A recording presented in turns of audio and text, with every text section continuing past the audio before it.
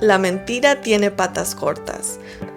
Then you're not meant to be together because we as human beings try to find something that is common.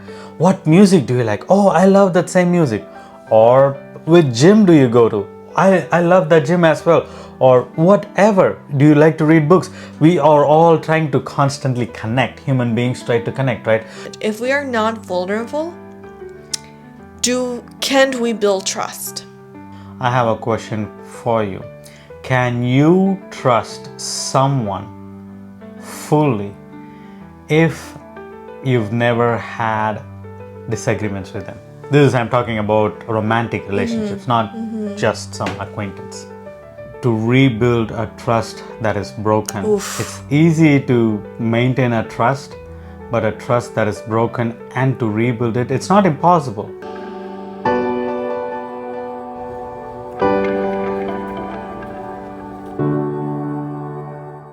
Welcome to Happily Ever After with the Raj family. How important is vulnerability in building lasting connections and trust? Vulnerability in building lasting relationships and trust.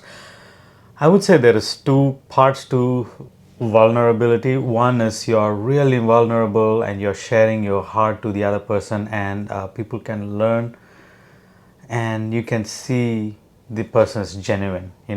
They've gone through different things. They might have had a bad past, or they might have had a wrong way of thinking. And because if it is all positive, it's not vulnerable necessarily. Only the negative things are sharing them are considered to be vulnerable. And it is not easy to share, but I think when people share, the other person can appreciate. I know when you shared your past, I was able to appreciate and see the genuineness in it. And also when I shared to you, I'm sure you appreciated the genuineness in it and not just take it like a creep. Because everyone goes through struggles. Everyone has a bad past. Everyone has a challenging things, whether growing up as a child or your previous relationships or whatnot. So I think some things are vulnerable, and when it is genuine vulnerability, I think it helps with growing in terms of the relationship as well. It brings people closer together. You are able to sympathize for them, but if you have gone through the same things, you are able to empathize with them. And also it helps us to show patterns as to why we do certain things. It shows, okay, this has happened in the past and it is still having an effect. It still has an impact. So things can be worked on. But the other type of vulnerability, it's not necessarily vulnerability, it's just trying to test to see if the other person has same type of weakness, same type of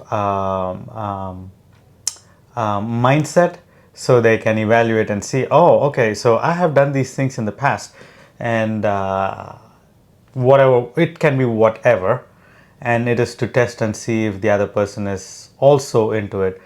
And that is not a good type of vulnerability, because it's more of a bait to see if the other person can get involved into the same thing, so they can build their own what is the word I'm looking for? They can build their own way of ruin, so to speak. Like, for example, if someone has taken drugs, illegal drugs, and they try to put it out there, they have still not worked on it, they have not come out of it, and they try to put it out there and try to see if the other person has done it or would be interested in doing it. And then or still a struggle or whatever, an interest, so then maybe they find, oh, we actually match in this. Exactly. And then it leads to the ruin. We have known a couple people who have done that. This is not necessarily in relationships, but also in friendship, when the guy actually knew the other guy is into drugs and stuff, and then this guy didn't want to get closer to him, but then the so-called vulnerability brought them together into taking drugs on a regular basis, and it costs their health. You know, so genuine vulnerability, it brings people closer for a better way of living. But this fake vulnerability definitely brings people closer together, but it's not for betterment, it's for ruin of both people's health. It can be physical, mental, and spiritual. Yeah, so vulnerability, you mentioned that it's more like negative things.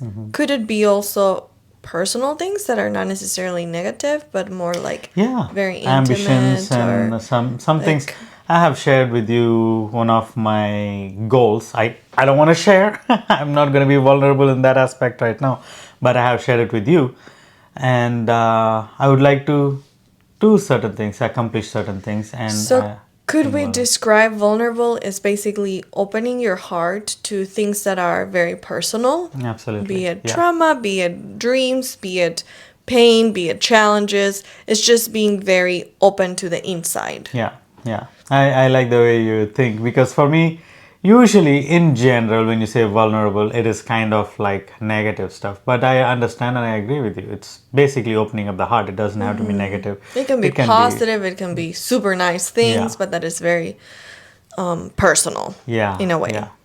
Or it has a very deep place in our heart. Okay, so vulnerability definitely brings heart together. If I open my heart to you with my joys, my ambitions, or my pains and my past, with you or with anyone for that matter, it will feel closer because we are at a more deeper connection. Yeah, the more Okay, so personal and intimate level. vulnerability definitely helps to build connection. It can be trust, it can be understanding, it can be just more. I don't know if to use the word attraction because that's not the word, but more of that drawn. Draws, Like, yeah. I know very personal things about you, you know about me. So, okay. So it's definitely vulnerability. It is important.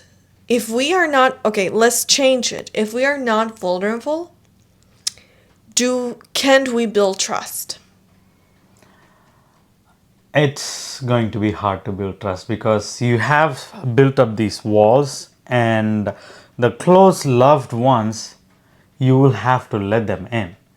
Someone that you could trust, you'll have to let them in. If you don't let anyone in, that actually shows a sign of something not right. It shows a sign of weakness or some type of Trauma, dysfunctionality or yeah, that trauma. hasn't been Yeah. worked. Like couple episodes, we talked on basically after a breakup or after certain things how to heal and move forward. So if you're not willing to be vulnerable, then you won't be able to build trust and intimacy. Yeah. Okay. Absolutely. So while we are talking about trust and intimacy and all those things, I have a question for you. Can you trust someone fully if you've never had disagreements with them? This is, I'm talking about romantic relationships, not just some acquaintance. I think if you never had differences, you should question if you're truly honest in that relationship. Or you're just being a people pleaser or just kind of going along with the flow. So, I mean, call it argument, you said? Disagreement. Or disagreement. Disagreement doesn't need to be a fight. It's just differences of opinion, of ideas, of ways of doing things. So if you always agree in everything, you have no difference, are you truly being yourself or are they being themselves? That would be the question I would ask. Because can you trust someone that is not themselves? Yeah. So it would be a questionable situation, I would say. For a time, you might agree with someone that you meet so good. You're like, wow, we are so meant to be. There's nothing we disagree in. Just give it a little more time, because almost every single human being on the earth will have disagreements with others, because we are definitely unique. That doesn't mean it has to be a fight, because that's not how it should be, but disagreements, how you handle them, really will increase your trust. So I guess I would question myself, or I would question whoever it's kind of asking that question. Like, can I trust someone if I didn't face a disagreement? It's like, number one, are we really being real in ourselves? Number two, how do I know I trust them in the difficult times? It's like with God. We trust him. It's easy to trust when everything is easy going. That's right. When things are challenging, can we go through the storms together and still I feel secure? That's a big one. So I think it's no. The answer is no. But Okay. yeah. So if you cannot trust someone fully, or I would even say, even like for the most part, you cannot trust them if you've never had any type of disagreement, because none of us are built the same. In even the hands, like this hand is very different from this hand.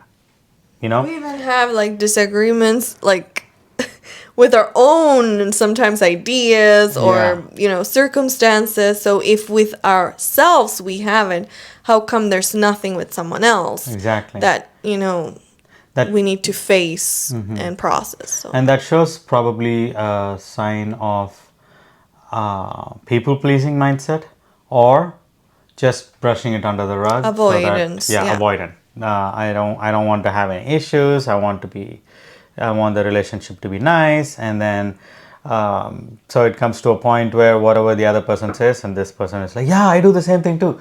I shave every morning. Yeah, I shave every morning too. So it comes to a point where, like, is this person 100% genuine? Is this person authentic of themselves, or they are just try to show to be a nice person? And I would say, don't try to make issues come up to Out the of surface nothing. and like, really, okay, I want to know if I can trust them. Let me, behave crazily and see how we can do. Don't make it happen, but truly pray and ask God to help you be yourself in him. Be honest, because being complacent, or how do you say, people pleasing, is basically being dishonest. If you go to the root of the thing, you're just trying to make the person you're trying to be what you think they want you to be, but you're not being what you feel you have to be. So that's not being honest. So can you trust someone that is dishonest? No. So are those things we need to work on? Yes. Absolutely. So it's something to really consider. Yeah, it was kind of a hard thing for me in the beginning, especially with the people-pleasing mindset. And again, I just want to reiterate it. I did not know anything about people-pleasing up until our mentors pointed it out. Until then, I thought this is how everyone is supposed to be. Especially even in India, you're more agreeing to what the elders say, other people say. At least in my world view, that is how it was for me. So in our relationship, that's how it was, and it took some time, but I was able to come to a point where, like, you know what, this is something that I do not agree with, and it's okay to not agree. We can always agree to disagree. We don't have to have an issue come out of it, but it is okay to have disagreements and still be genuine, still be authentic and fully in love. And also the other extreme is true as well. Many times people want to intentionally fight and have disagreements for the sake of having disagreements, and every single thought is being challenged. That is draining too. That is kind of like, it's okay. We can come to an agreement. I mean, we can have a disagreement to a certain extent, but if every single thing is a disagreement, better not be in that relationship, because there is no middle point for you, middle ground for you to come together and work things out. If everything is going to be challenged, if everything is going to be a disagreement, then you're not meant to be together. Because we as human beings try to find something that is common. What music do you like? Oh, I love that same music. Or which gym do you go to? I love that gym as well. Or whatever. Do you like to read books? We are all trying to constantly connect. Human beings try to connect, right? We have something exciting that we want to share. Maybe you're like, what is the strength in my relationship? How is the quality of my relationship like? How can I gauge or get an idea where I'm at or what things maybe I need to grow? Or you might not even know how your relationship is growing, and you are trying to figure it out and you don't know how to figure it out. We have a beautiful free resource for you. It is a 3-minute relationship strength quiz. You can find it on our website. It's free for everyone. You can just go put our website. We'll put it here right here. It's called naturalhealingproject.com, and then you just scroll down. You will be able to find, it says relationship strength quiz. It is for anyone that is committed, single, or in relationship. Feel free to go and check it out and do the quiz. You will get a percentage of the strength of your relationship with the answers you give and some tips, advice, and suggestions to move forward in strengthening even more. If you want to make if you want to become a friend of a stranger, how do you do? Not just by saying, I want to be friends with you, but also you're going more than that. You're trying to say where you can connect with them, what type of food they like, or so we connect based off of the commonalities, not the differences. But the disagreements, the differences makes it even more authentic. So To a certain extent, it's nice to connect, but if there's no difference, then it's kind of boring as well, because yeah, it's like, and if there is no what is it called, if there is no difference, it is boring. And if there is constant differences in every single thing, then that is a bigger issue as well.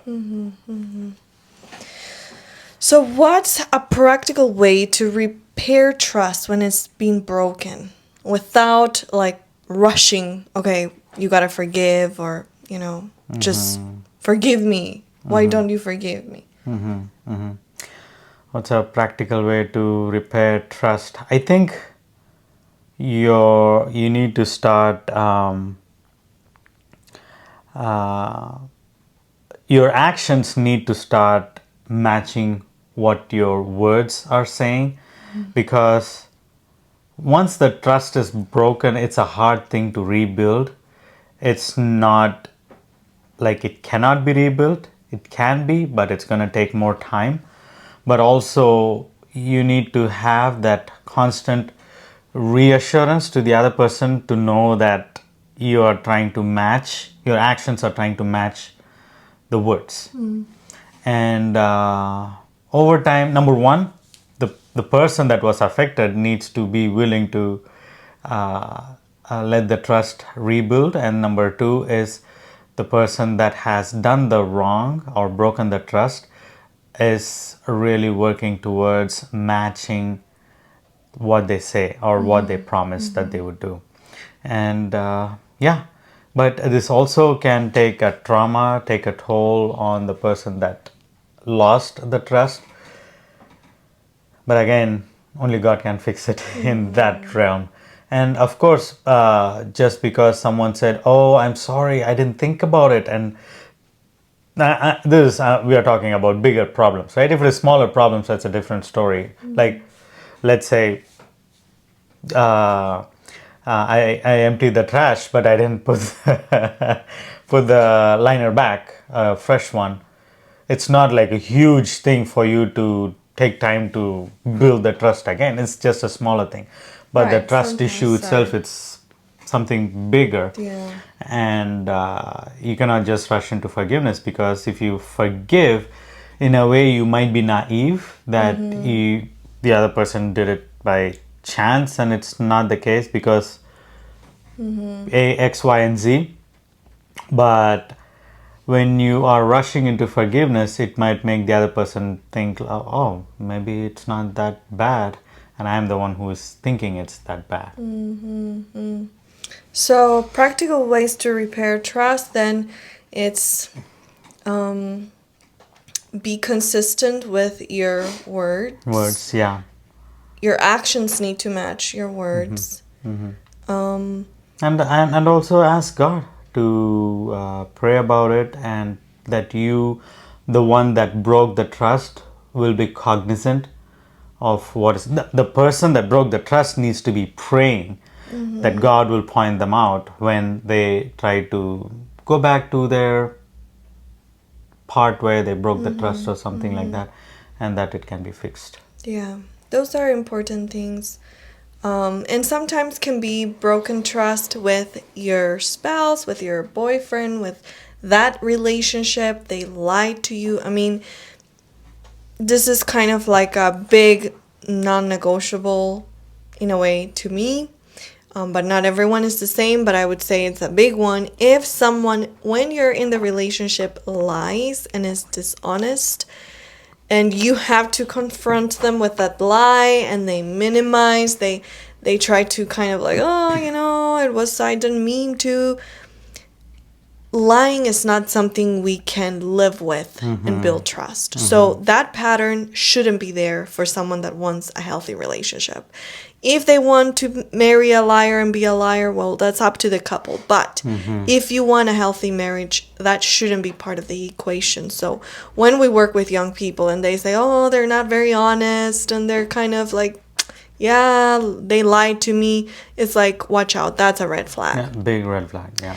But later on in marriage, so when you're evaluating, you can walk away. God gives you that freedom easily. When you're in marriage and you realize this person lied to me, it can be infidelity, it can be anything that has been hidden, that has been a broken trust. You trusted they would protect or be faithful, and then they're not. Those are bigger issues that only God can help and give you the decision what to do. But even in cases that trust has been broken, like for us, this is a big topic because it was broken for me before we met. So I had to deal with it in our relationship, even though it was not because you broke my trust, but any little thing you would do would make me think this is similar to what I know. And because I was unaware that that was a trauma that had not been healed, it was coming up. So when you realize, because people tell us like, oh, I went through this trauma, I know how it is, so now I can smell when someone is dishonest or when someone is manipulative or when someone is whatever. I know how it is because I went through it. But sometimes we put our glasses off like everyone is lying, and I kind of subconsciously thought, men lie, men hide, men just are not honest. So pigs. No, but that was just the pattern I saw with the men in my life that were interested romantically with me. I saw that pattern over and over again, so in different ways. So I was like, So little things that helped us a lot. And this was not because he broke my trust, but because my trust was already broken.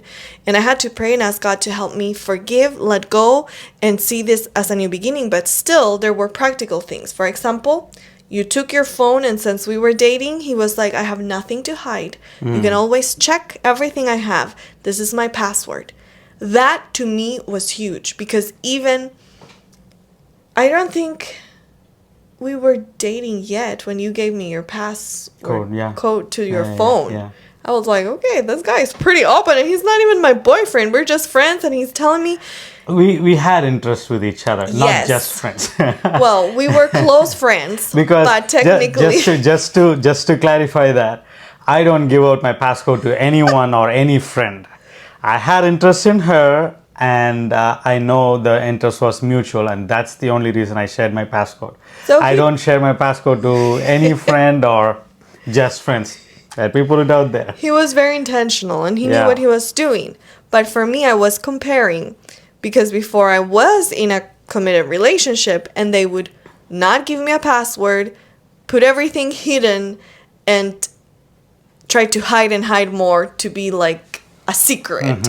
Any notification now had to be blocked. And so, because I never really was the type of girlfriend that looks and tries to find, because I was very trustworthy. But things would just pop on my emails they would send, I would receive, and that I was not supposed to see, but they would end up in my inbox. And I was like, oh, so you have another girl you're interested in. Or so things like that really started for me to feel like I'm not even looking to find what they are dishonest, but it's coming to my face. And I tried to block it and minimize and be like, oh no, it's not. And I would try to keep going because it was too hard for me to accept that someone would break my trust, because breaking my trust is like you break my heart and I'm not going to trust you again, basically. So I couldn't accept that someone would break it, so I would ignore it. But then it was patterns that repeated through years, and then when we come together, I was already with a pattern that was kind of a little traumatic. And so anything he would do, so all these little things, him being, you can ask me anything, I'm willing to share. You can ask me and see my text, I have nothing to hide. Those words, those actions, and that consistency was huge for me to be like, okay, he has nothing to hide. When others were really trying to hide and suddenly be like, oh, can you delete your emails? Like, I was like, why? Because I had not even seen it. So then I go and read and it's like, oh, I'm part of the email that was not supposed to be sent to me. So it was kind of funny, but it was eye-opening. And yeah, now it is funny. At that time, I'm sure it was not. No, it was not. But it's just funny to look back and be like, wow.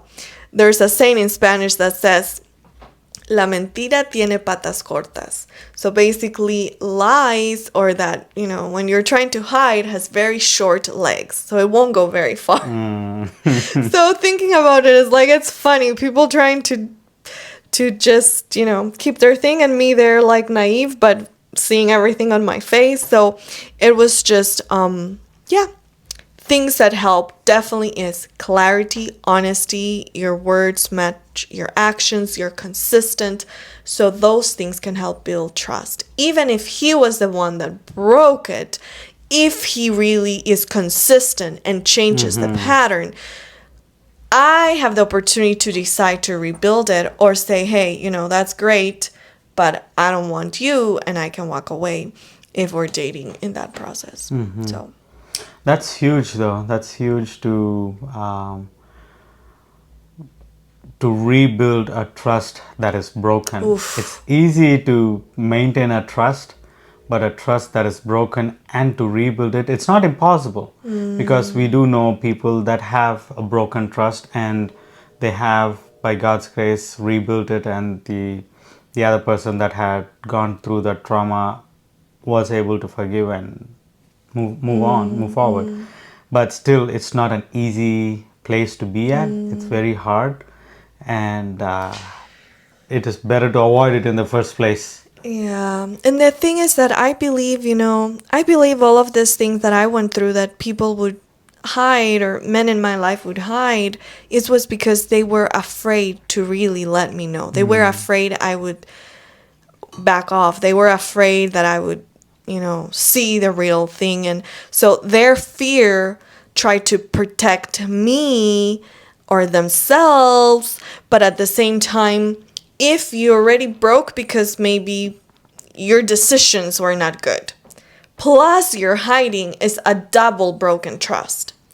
So for me, it was like, okay, if you've done something wrong, okay, that can break my trust. But if you then hide it, even when I ask, because sometimes I would ask, and it was hidden still, and then I need to come and confront you, what is this? That is like double broken trust, and that's tough. That really, it's better to say, I'll be honest, I have interest in someone else. That can break the trust. But if I need to find that, that's a double broken trust. And so I think that it's important to recognize there might be times we think this will hurt the other person. I cannot tell them. But it's better to be honest sooner than later, because it's going to keep piling up layers that will be harder to repair. True.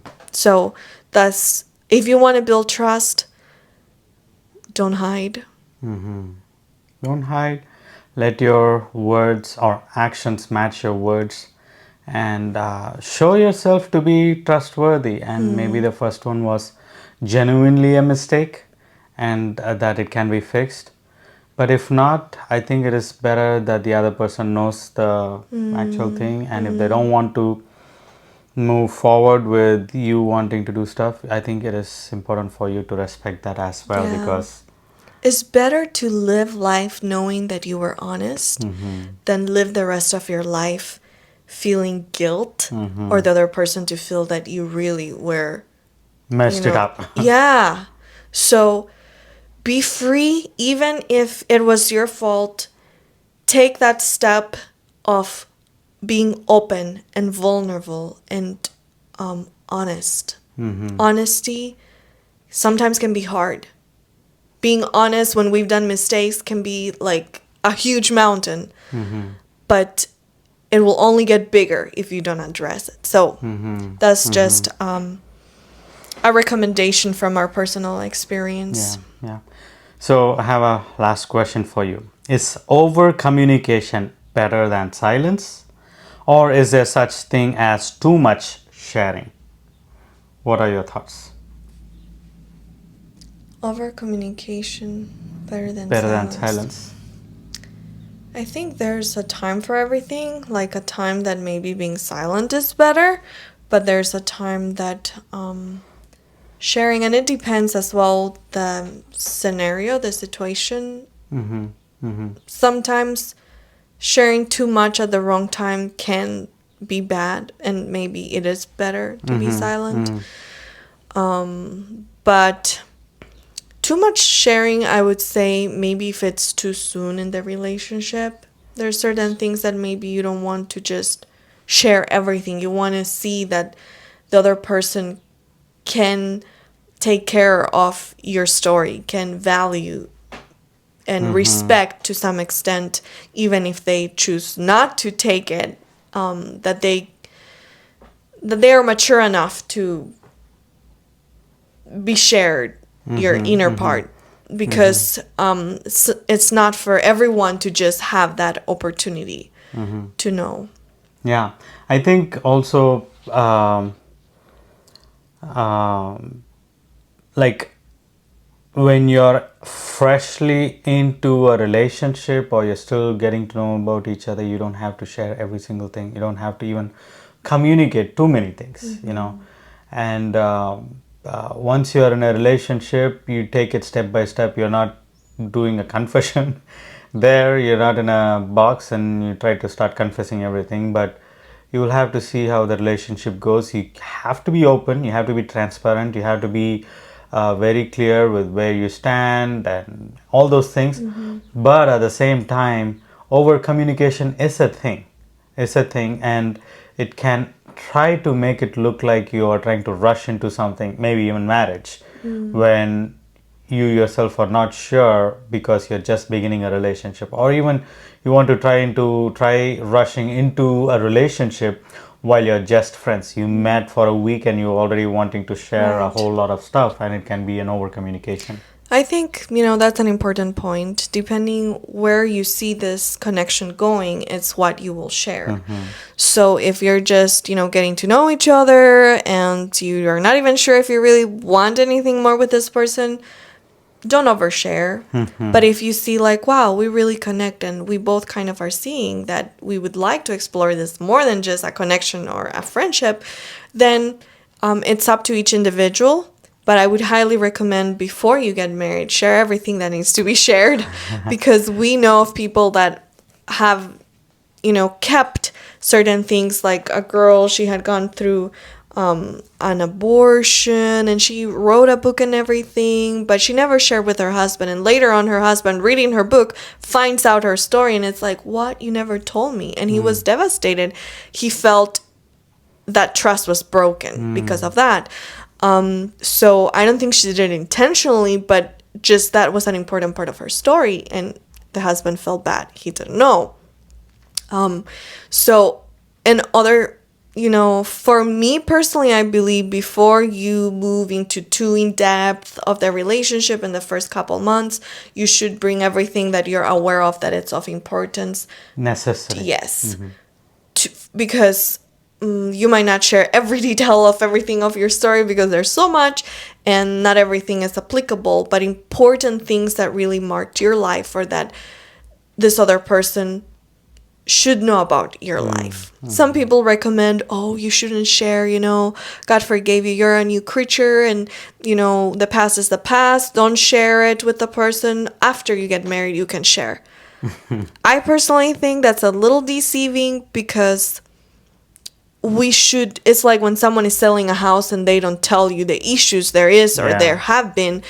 They're like, oh, we fix it, whatever. But you should share the history completely as best as you know Yeah, it. and the other person can make a well-informed decision and not just go thinking, okay, there is nothing else I need to know and move Right. forward, only to find out that they have like a fully grown adult child. Yeah. After they marry, like what happened, Yeah, no. So many times also people use this excuse, oh, my past is in the past, you're not marrying my past, you're marrying my present. That is true, you're not marrying the other person's past in a physical sense, but in the mental sense you are marrying the other person's past as well, because if there is any trauma, if there is any life altering incident that has happened or even had a child, you're not just marrying someone that has no experience. There is different types of experiences, and if there has been any trauma, that is coming with them.